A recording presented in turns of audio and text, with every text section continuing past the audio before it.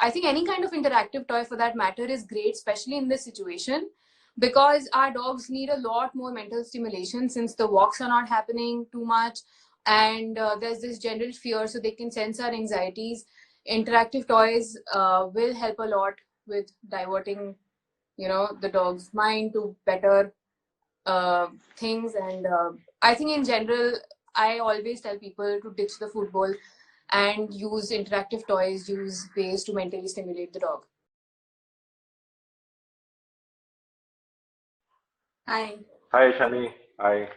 How are you? I'm good. How are you? Very good. Is that Maya? Yes. Hi, Maya. The puppy, so she's on my lap right now. Yeah, this is also a puppy, 2-year-old puppy. Hi, Bella. She still likes to sit. She's got some for you to play fetch with. Yeah. She's asking me to play fetch. Oi.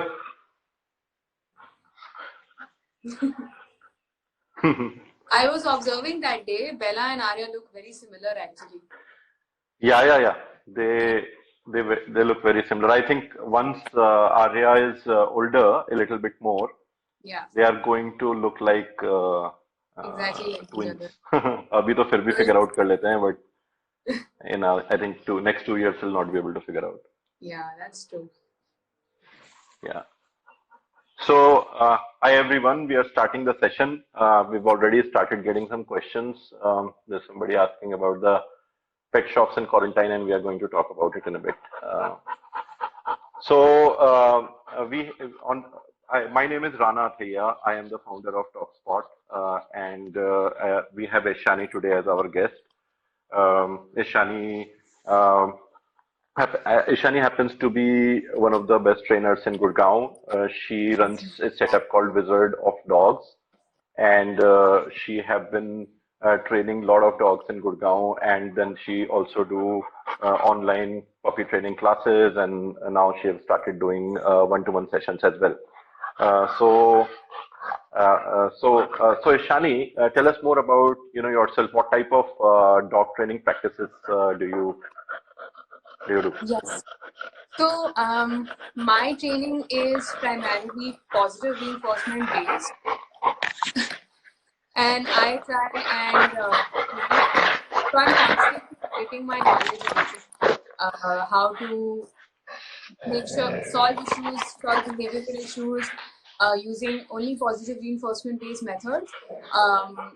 So I ended up attending a lot of lectures online and getting positive from a lot of books. And also, I primarily try to focus on owner-based methods. So empowering the owner to be the dog's trainer.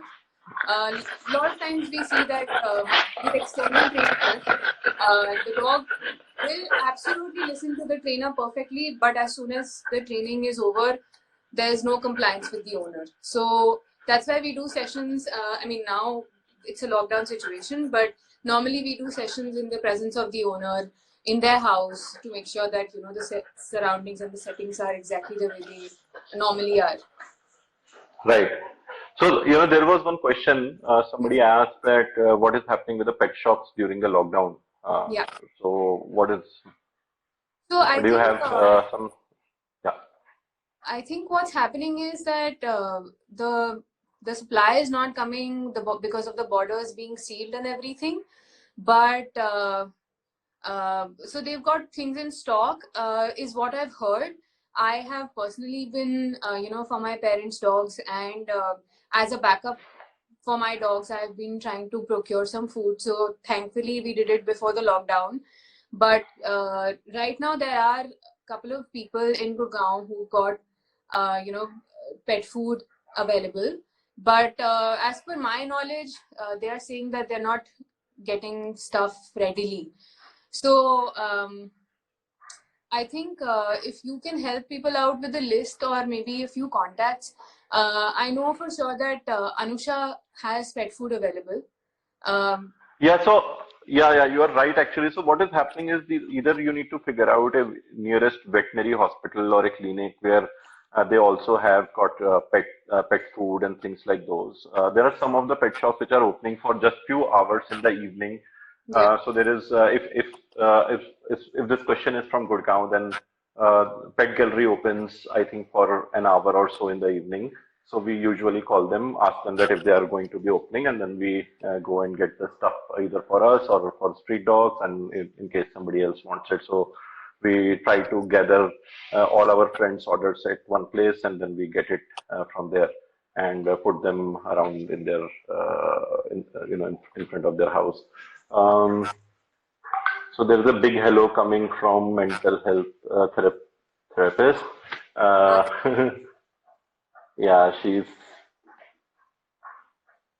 yeah, so Jigar, Mishka, and Yeah, herself.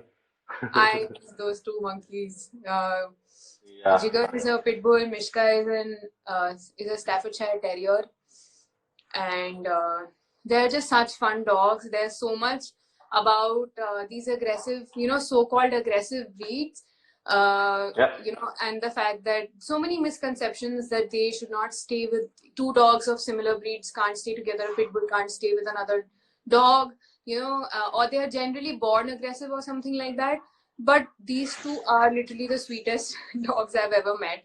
And I've met so many wow. nice, sweet pit bulls and Amstaffs. So I mean, I think a lot of the part about aggression has to do with how they are raised and whether we've been able to communicate with our dogs properly or not. Yeah, I think it has nothing to do with the breed, uh, and it is more about raising them. So just for, there are more people now. I would like to say that in case you are looking for any stuff for your pets, there are veterinarians who are open on DogSpot. We have made a list of veterinarians who are operating during this lockdown. In Gurgaon, there is a pet gallery which opens up in the evening. You can DM us. We can share the number and details with you. There is one question which Karan is asking, which is an interesting question. What's the difference between Pitbull and an American Staffordshire? I don't think. Okay, you want to take that, Shani? Uh, I am actually I think the main thing is that Pitbull, I think there's not much of a difference because when I went to the American Kennel Club website and tried to look for breed characteristics and certain other characteristics, I think Pitbull as such, or I think a Pitbull is not exactly even a registered breed under American Kennel Club. Yeah, so Pitbull is not a breed, I mean, registered breed under Kennel Club of any Kennel Club. I think it is Yeah, for only that matter. American Staffordshire Terrier. Yeah. So very interesting question somebody is asking, which is definitely, your area of expertise. What are your thoughts on battery operated interactive dog toys? This is usual underscore 123 who is asking. Say hello, and we are going to be answering your question. Ishani is going to be answering. Yes, I Yeah. think if we talk about toys such as automatic treat dispensers and stuff, I think they are pretty good toys to train dogs, especially for things like stay commands and other things. And there is so much out there in the market right now. But one thing that clearly comes to my mind is, one of those toys that are kept in one place and they keep dispensing treats to your dog after a couple of seconds and you hold the remote. So I think that's a great toy. I think any kind of interactive toy for that matter is great, especially in this situation, because our dogs need a lot more mental stimulation since the walks are not happening too much and there's this general fear, so they can sense our anxieties. Interactive toys will help a lot with diverting, the dog's mind to better things. And I think in general, I always tell people to ditch the football and use interactive toys, use ways to mentally stimulate the dog. Hmm. So there is another interesting question, and I keep thinking when I see Bella, Bruce, and Jumru all the time. So Floy is asking, do you think my dog understands the lockdown? He keeps hiding under the bed on and off, and I am little worried that he is stressed. What do you think? I think they do understand that something is off. And is this by Floy Boy, right? Yeah. This, so I think they do understand that something's going on, and generally their, like I said, their interaction with us has increased a lot, but their interaction to the outside world has reduced.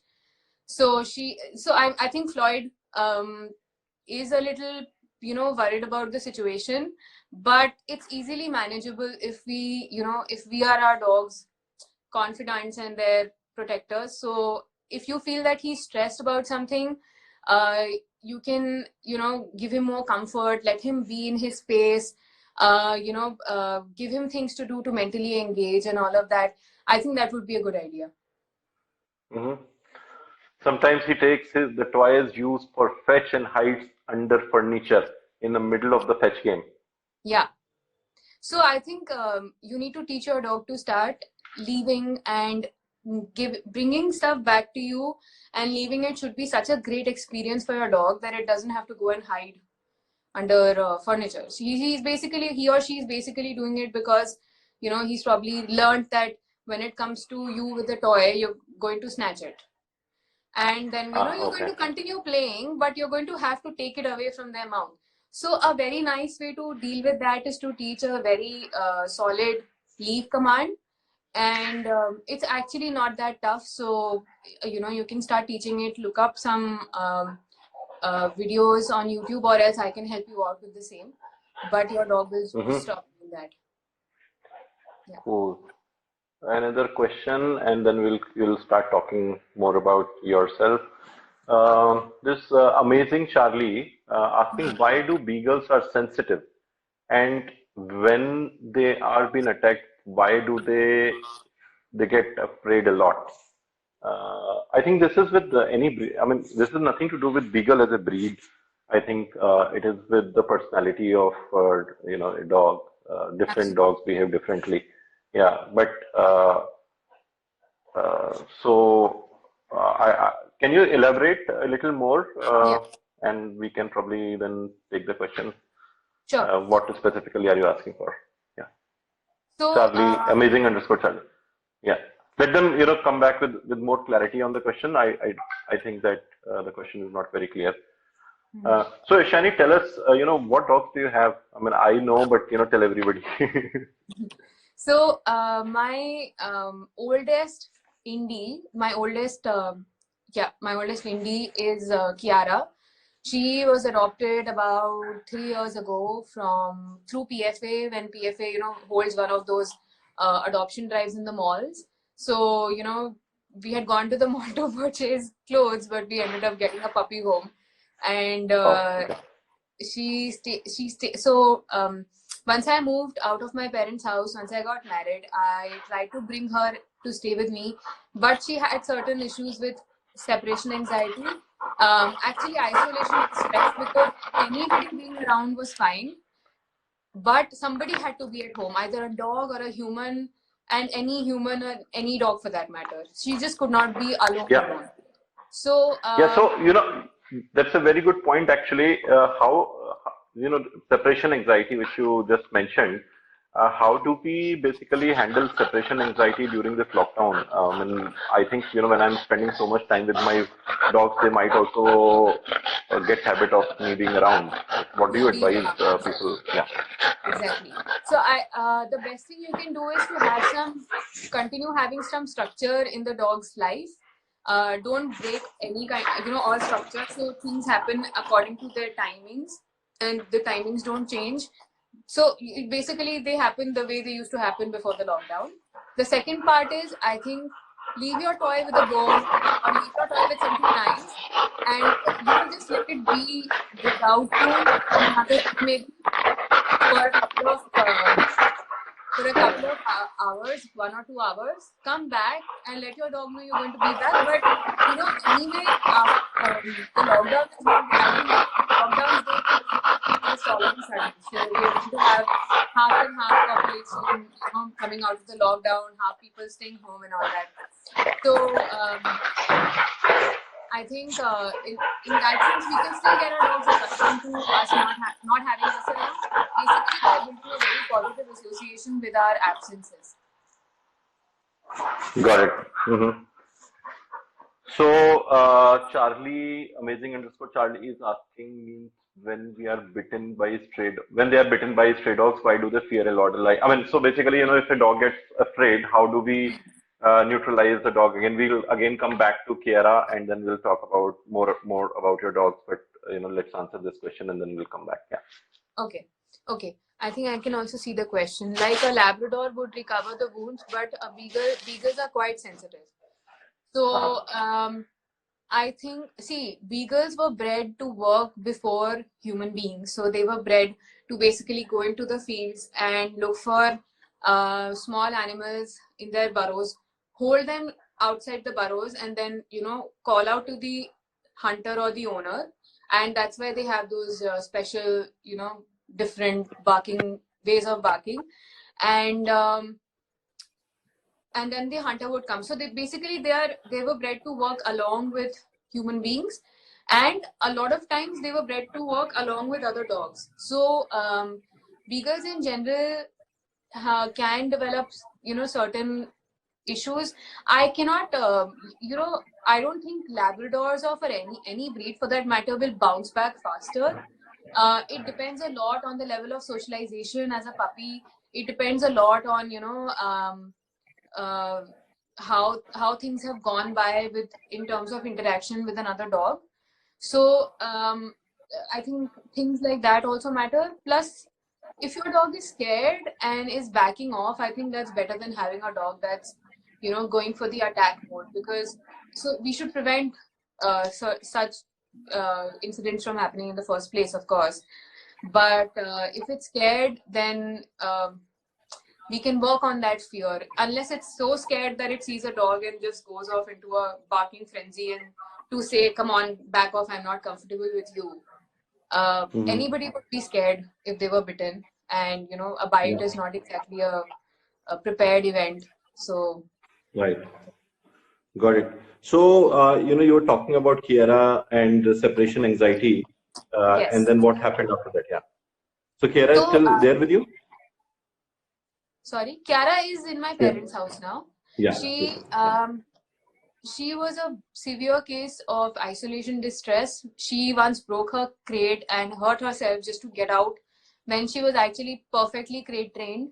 So, we to work on a separation anxiety program, initially you have to be at home to make sure that you don't cause anxiety with your dog while working on it. So you have to make sure somebody's home so that anxiety does not come up, and then slowly we expose our dogs to first visual separation, then audio separation, and other such things. So because we could not commit to that sort of a program at that point, I think we felt that it was better that she goes home. And it was looking as if she was also falling sick quite often.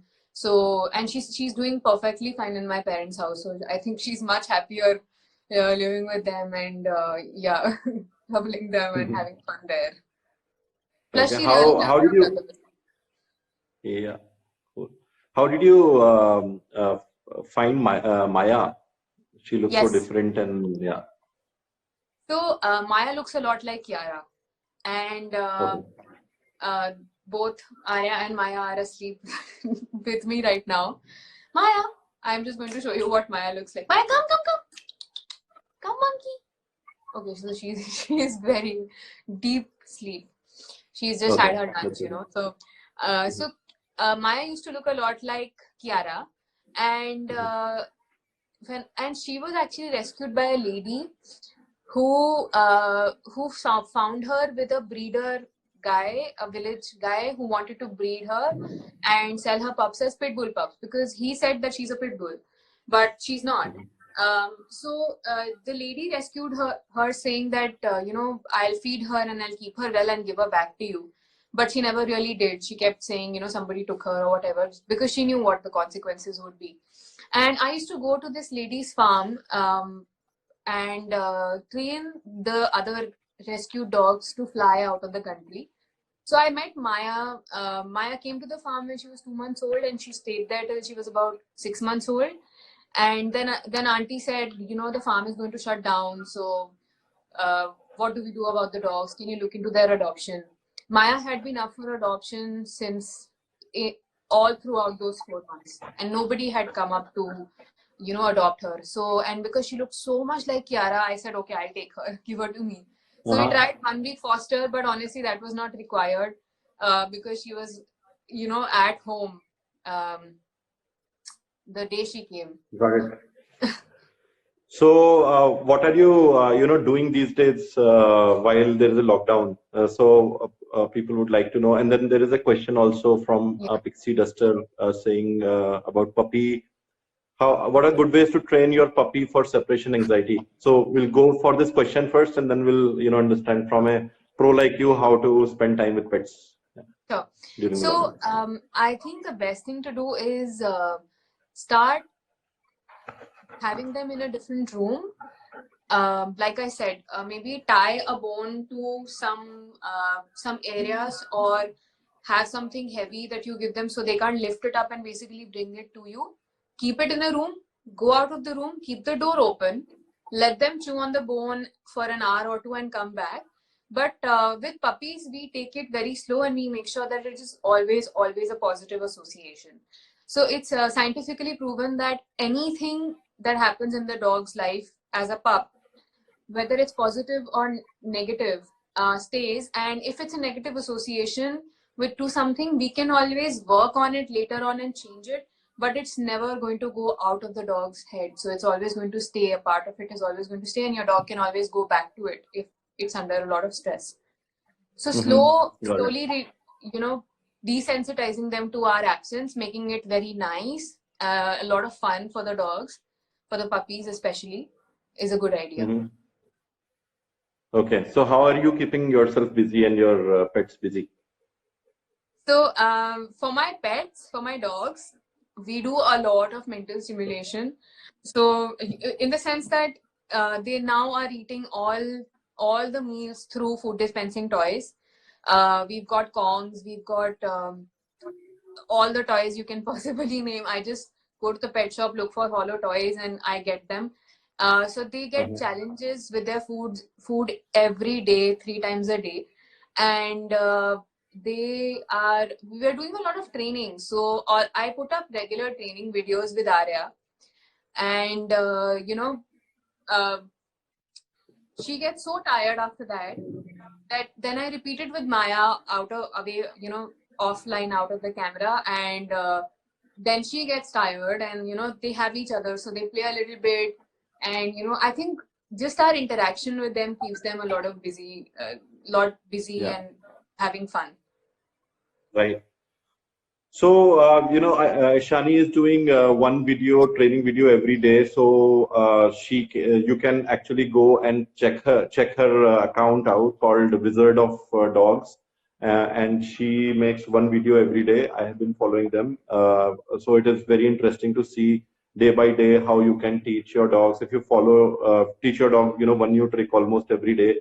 Yesterday there was a video about how to train your dog to go on their bed, and I tried it on Bruce to go on the sofa, and it worked really well. Oh, So awesome. if people really want to do stuff, they can go and see her IGTV videos, and you can learn a lot.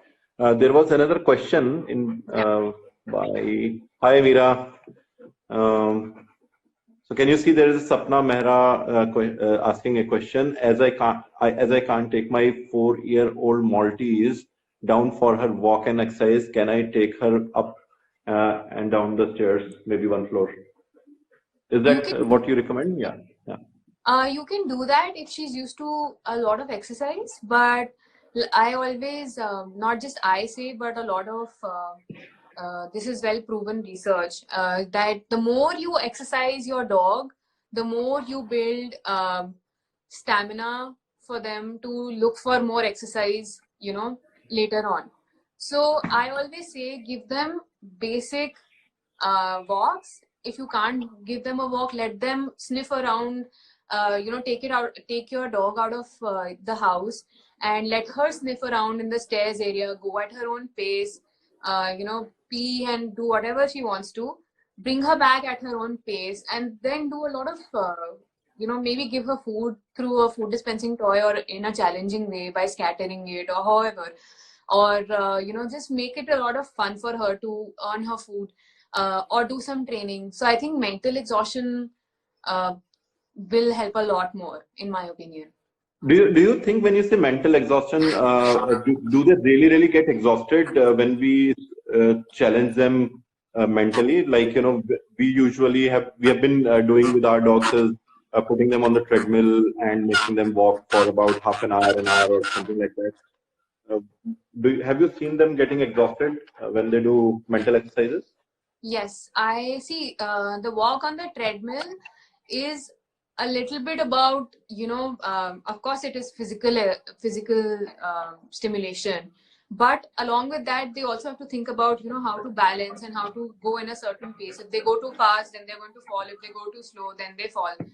So treadmill includes a little bit of both, but even if I absolutely, that's my experience, personal experience, even if I absolutely don't walk my dogs and just play games at home with them, they do get exhausted much faster than if I was taking them. In fact, I've seen a lot of times that the dog goes for a walk, comes back, and is in a super hyper mode. And then the parents feel like, should we take them for a longer walk, or what should we do? So instead of the long walks in which the dog is running and running, I think shorter walks, maybe more sniffing walks, more mentally exhausting walks, and mental exhaustion back at home as well. Because these are all dogs that are, they've got so much capacity to learn in their heads. They're all working dogs. They were bred to do wonderful things for us, and they've got all that potential, I think. So we should really bring that out in our dogs. Got it. Got it. I mean, Sapna is also saying it's better. Even she feels that. So that's good. What are you feeding these days to your dogs, Shani? So these days it's a little bit of a challenge. I normally feed my dogs raw. They're on a raw diet. So, they eat organ meat, they eat, there's bone in it, there's the regular muscle meat in it, healthy fats, but it's a no carb, no grain diet. So they also get a little bit of fruits and vegetables on a daily basis. They get probiotics. We make kefir at home for them. Okay. I don't know if I'm pronouncing it right, but yeah. So, we do all that. Right now, I am facing a little bit of challenge with regards to procuring the meat. I think day before yesterday, I ordered through Licious and the meat did come, but Licious and Fresh to Home don't give organ meat. So, in that case, going to a local person who probably cuts the meat and can give you the whole animal would be a good idea. Although I would say if you would like to transition your dog to a raw diet, do it very slowly so that there's no sudden change. But in my, I've raised dogs on all diets. So when we first got our first dog, who was a pug, this was about 12 years ago, we used to feed it doodh and roti. We didn't know better. And, slowly he transitioned onto Royal Canin. Then he transitioned onto, I think, some pre-made food. And now he's on home cooked food. Because my parents have a little bit of a challenge handling raw. So now I'm going to start giving him food because, he's now 12 and a half, 13 years old, and he's got some issues in his hind legs. So throughout his life, I always saw that he had severe skin infections. And I stopped, the moment we stopped all these diets and we started giving him, integrating fish in the diet, integrating organ meat into the diet, things became a lot better. So, his legs, which have an issue, he became better. So, the level of omega-3 and omega-6. Omega-6 is found a lot in chicken. And omega-6 causes inflammatory, disorders. And the omega-3s found in fish, abundantly found in fish. So the moment I added fish into his diet, I saw a huge difference. And so my parents have 3 dogs. I take care of their diets. One is a pug of 13 years of age. The other is a pug of 7 years of age, and he has epilepsy. The Indie is about 3 years of age, um, and my 2 girls who are about 1.5 years of age. There's about 4 months of gap in between. So I've raised my girls on a complete raw diet, and they've done amazingly well. Their blood values are amazing. So, is it safe to give raw diet? There's a question by Sapna. She's asking, is it even safe to give raw diet? So dogs like Yeah, that question, that question comes to our mind a lot actually. Anybody, whenever I have said anything about raw diet to anyone, they have asked, is it even safe? So, what is your take on that? So the best thing is, I think, it depends on where you procure it from. So procure it from somebody who you know is clean, and who makes sure that the meat is cut properly with clean equipment. Make sure that the meat is raised properly, for that matter. And I think the second part is that their digestive system is very different from ours. So we can, we can get sick if we handle raw meat. We can get, hi Bella. We can Yeah, get that is sick. what. Yeah, but Yeah. they have their stomach lining, the acid content is a lot more than ours, and their process of digestion is much faster. So their stomach Right. takes care of all these bacteria that we can, we are concerned about. So Okay. I've never seen my dogs falling sick. In fact, when I recommend it to my clients, or if I have any dog that I, keep or foster or whatever, they are actually interested in eating the food, because I've seen so many dogs who are so fussy. Dog food nahi khana hai, and ghar ka khana nahi khana hai, and needs variety every day and all that. They do wonderful on a raw diet, because they're always so interested in eating meat. Of course, meat is a natural. And do you have to rotate different meat types? Yes. I think Sapna asked about what type of meat should be given. So please tell people more about that, how the rotation thing happens. Yes. So meat has to be rotated regularly. The easiest meats to rotate between is chicken and fish. You can also do duck. If you can find quail meat, rabbit meat, turkey meat, that's perfect.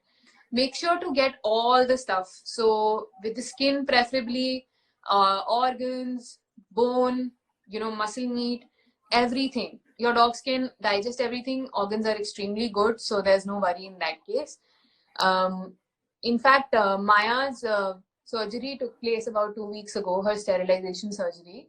And when we got her tests done initially, there was some issue with the kidney values. But then we started feeding her kidney, because the vet said, give her some supplements. And I was not really in favor of giving her some, artificial supplements that I don't know about. So, I gave her that, and her values improved significantly to an almost perfect point. So is there any alternate as of now? Like people may not get meat as well as dog food. Yeah. So Gaurav is asking that question, that what can be home-based alternate as while there is a lockdown? Right. So home-based alternatives could be, normally I don't say feed greens, but you can feed maybe oats or brown rice, not white rice preferably. And if you can mix it with a little bit of veggies and some protein sources, like if you can get paneer, and curd is of course great. You can, and I think any kind of animal source of protein, even if it's paneer or diluted, well, I would not say milk, but it depends from dog to dog. Sorry? We can add some fats, probably butter or something like that. Well, these are all, I would suggest that you don't. So whatever fats are naturally present are perfect. And I think those should be, we should strictly stick to those. Okay. Fats is And solubility balance. Yeah. there is another question, I think, Gaurav asked, and very difficult to get duck, turkey, quail, difficult to get. I mean, yeah, I mean, it gets very difficult. I think there are some companies who have started doing bar food now. So if you DM us, we will be able to guide you to them. But I think even it is even more difficult to get it during the lockdown. So those companies are not functioning as of now, but everybody is trying to figure out how they can supply. But it might take some time. So Sapna, we can guide you on that. She's asking from where we can purchase it. And Maltese loves paneer. So if any dog who loves paneer, then your life is sorted. It is easier to get paneer these days, and you can give as much paneer as you want. Cool. So I think I have finding some local sources to finding post the lockdown, you can find local sources where they have range-free, cage-free animals, cage-free meat, and and it's organic, preferably. So there are certain, people who do this maybe on the outskirts of cities, and you will definitely be able to find them with a little bit of research. Right. Do you also give coconut oil? There are two questions on coconut oil. Is it a replacement of fish versus coconut oil? And can we replace fish with coconut oil? And is it good to add coconut oil in the food? I don't think we can use coconut oil to replace fish completely. But if increase the absorption of turmeric, if you give it with a fat source and with black pepper, it gets absorbed much faster in the body. So I think coconut oil can help with that. You can Google the recipe of a golden paste. So it's very easy to prepare, can be done in 5 minutes. And with the combination, it has this combination exactly of black pepper, coconut oil, and turmeric.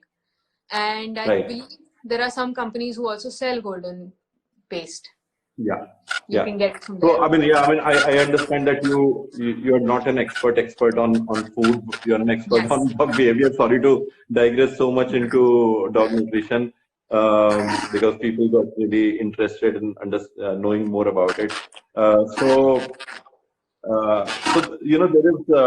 there is you are also giving online classes these days. Tell us more about that. What type of classes are you doing? Are they group classes? Are they one-to-one classes? And what's going on there? Right. So there are two types of classes. One is an online group puppy training class, which means that we get all 5 or 6 owners together on a Zoom class. This is specifically for people who are not based in Gurgaon, who still want to take up the class. I had a couple of queries regarding that when I put up the posters for the classes.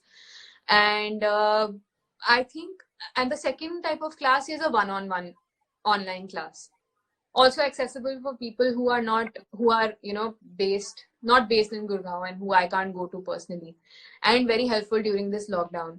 So the one very good thing about both group and group and one-on-one classes, the one good thing about online classes in general is that it's very empowering for the owners. So it empowers owners to be their dog's trainer under the guidance of someone who knows what they're doing. But it's such a good feeling to see people get happy about the fact that I taught my dog something and by myself. So we have those two types of options right now. Do you think online group classes are even possible? Because it seems like a very new idea. Nobody else is doing it. Yes, I think it's very much possible, and I think it's required because, when you get a new puppy, it's such a challenging time. And, like they say, it takes a village to raise a child. It takes a village to raise a puppy. So in my group classes, I've seen people interacting with each other, telling each other solutions that work for them.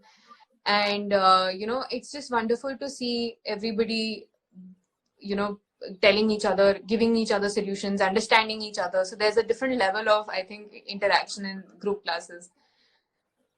Right. There is a question on hair shedding. You want to answer it now? We have a veterinarian coming tomorrow at 2:30. In case there are any veterinary related questions, we can take them tomorrow also. But for now, what do you tell when people say that the dog is shedding a lot of hair?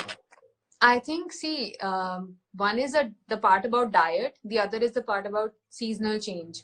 So, Yeah. if you think about the diet, I think addition of fish takes care of all kinds of issues with regards to hair and shedding and and it's also an anti-inflammatory agent. But Yeah. I give my dog, so Maya is a fussy eater when it comes to raw food because she never tasted it as a pup, so she does not know uh, how she's supposed to eat. Maybe because Arya always had it since she was a puppy, she's more used to it. So for Maya, we have to dehydrate the fish a little bit and then give it.